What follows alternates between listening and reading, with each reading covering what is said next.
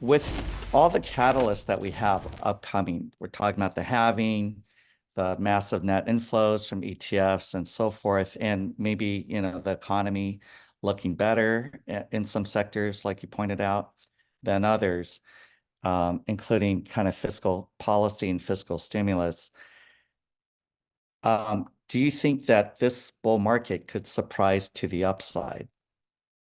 I certainly think it could. I try to be very careful with magnitude predictions. I tend to have an opinion around direction in any given period of time because there's various kind of correlations you could look into. Is liquidity in the global marketplace going to be good or bad? Because that tends to impact Bitcoin. There's various indicators to look at to kind of see how kind of setup is the risk profile overall. But trying to predict a price target a year or two out is a very challenging endeavor because there's kind of key points that could affect, kind of key decision makers that could affect significantly what happens versus does not happen. I think the last bull run was heavily impaired by kind of the altcoin space. As even though Bitcoin itself has fixed supply, as more and more demand poured into the space, you had no shortage of people willing to make tokens and make JPEGs and make things and kind of funnel them into other parts of the market until they kind of fully exhausted the exuberance. That was also, combined with Wall Street bets, kind of euphoria around, innovative tech stocks, kind of the ARK style portfolio. And so there are a lot of different places all at once for capital to kind of pour into until it exhausted itself. Um, should we get kind of now that we have an institutional access point, right? That there's more institutions that can pour into Bitcoin that is unlikely to pour into most other altcoins. That we should see kind of more interest. In addition, there was a phase where, ironically, longer term retirement money kind of had a mandate that where they thought Bitcoin was too risky, so they would buy equity of, quote unquote crypto companies, thinking that that they understand Mhm. equity, they view that as kind of a safer bet. But then, ironically, those are the things that tended to blow up way worse, or in some cases were outright fraudulent. Now that there's kind of SEC blessed products, and now that there's BlackRock marketing behind it, I think we probably would see a tilt more towards some of these large institutions being willing to own Bitcoin itself. So I certainly think that the diminishing return cycle that we've seen over Bitcoin's history is likely to break at some point. I don't have a high conviction if it's this cycle or next cycle, but I would expect it to probably eventually kind of surprise to the upside one of these times.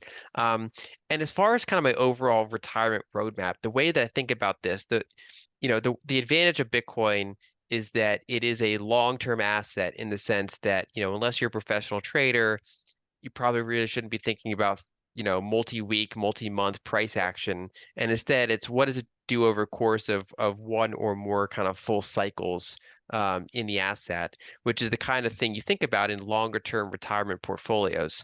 And so over the past 40 years or so, until kind of this recent few years, the developed world's been in this structural disinflationary trend. And the types of portfolios that do well in that environment are basically all of the assets that benefit from disinflation. So large cap equities, bonds. And when you combine those together, during economic expansion, stocks do well. When economic contracts, the bonds take the edge off. The problem is that when you kind of enter a more fiscal dominant type of situation, or a situation where inflation is on average running hotter, right? So the 1970s are an example, the 1940s are an example, and a less extreme example would be the 2000s decade. But when you run into kind of a longer period like that, stocks and bonds become less attractive at hedging each other. Generally, bonds are less likely to go up when stocks go down, or bond yields going up, meaning bond prices going down, could even be the reason that equities sell off sometimes, because now that's kind of changing the discount rate that you value equities at. And so in those types of environments, historically, things like commodities and energies were kind of the one area that an investor could turn to add to their portfolio.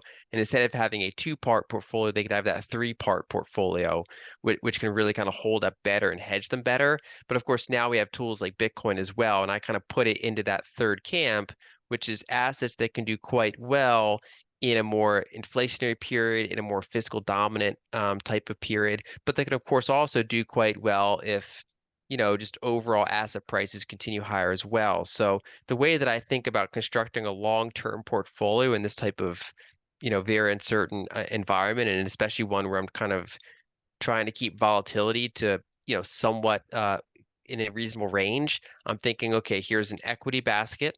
I'm thinking, okay, here's like a defensive kind of hedge against kind of disinflationary moments, things like cash or, certain durations of bonds, for example. And then I think, okay, what is the protection against currency debasement? What is the protection against these other things? And that'll be things like energy stocks or things like Bitcoin that I think really kind of round out that portfolio and actually help, even though some of those assets on their own can be highly volatile, they can actually reduce the risk of a portfolio. Basically, by that I would mean not, sometimes it can reduce the volatility, but it can also just kind of reduce the chance that your purchasing power is insufficient by the time you reach retirement. Thank you for that. I actually made the same mistake that some people you mentioned did last cycle about allocating to crypto companies instead of Bitcoin. When I first got started in Bitcoin, I invested in Bitcoin startups thinking that that was lower risk than buying Bitcoin itself. And that was a very expensive mistake. So I hope people listening consider, not advice, but consider just buying Bitcoin, real Bitcoin through Swan with less tax and put that in your IRA, tax advantage Bitcoin.